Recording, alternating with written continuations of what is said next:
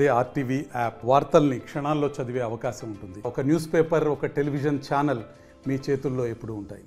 నేను తెలియదు బాబు. అప్పుడు కత్తి దాడి జరిగిందో, కోడి దాడి జరిగిందో, కోడి కత్తో ఏదో అన్నారు.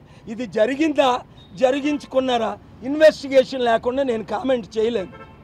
ఈ దొంగల్ని నేను నమ్మను, మీరు నమ్ముతారేమో.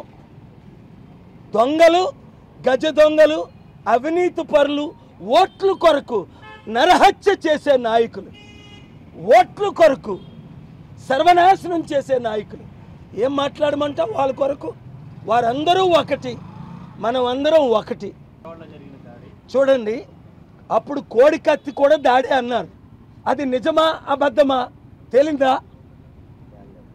ఎలక్షన్ ముందు దాడి, అది నిజమో అంటలేదు. నిజంగా దాడి జరిగితే తీవ్రంగా ఖండిస్తున్నా. Nothing but nonsense. కానీ ఇదో డ్రామా, ఓట్ల సింపతి కొరకు చేయించుకుంటే అది మోసం. ఎట్లా మాట్లాడాలి? ఉన్నది ఫ్యాక్ట్ మాట్లాడాలి. నేను సిబిఐ ఇన్వెస్టిగేషన్ చేయట్లేదు కదా.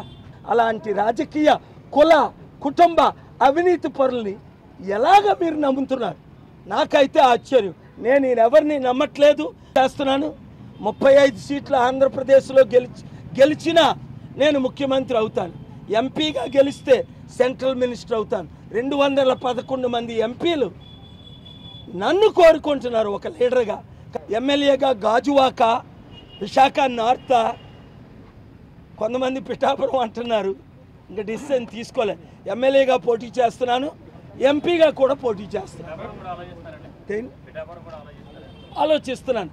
ఎందుకంటే అమ్ముడు పోయిన పవన్ కళ్యాణ్ని చిత్తుగా ఓడించాలి. వంగా గీత అక్కడ అభివృద్ధి చేయలేదు, లేదా మంచి క్యాండిడేట్ని పెట్టండి. ఇప్పుడు దొంగల్ని, దోచుకున్న వాళ్ళకి రివార్డ్ చేస్తే వాళ్ళు దోచుకునే ఉంటారు. 3,000కి 30,000కి ఓటు అమ్ముకుంటే అంబేద్కర్ ఆత్మ ఘోషించట్లేదా? మరిన్ని వీడియోస్ కోసం ఛానల్ ని సబ్స్క్రైబ్ చేయండి. లేటెస్ట్ అప్డేట్స్ కోసం వాట్సాప్ ఛానల్ ని ఫాలో చేయండి. అండ్ లింక్ డిస్క్రిప్షన్ లో ఉంది.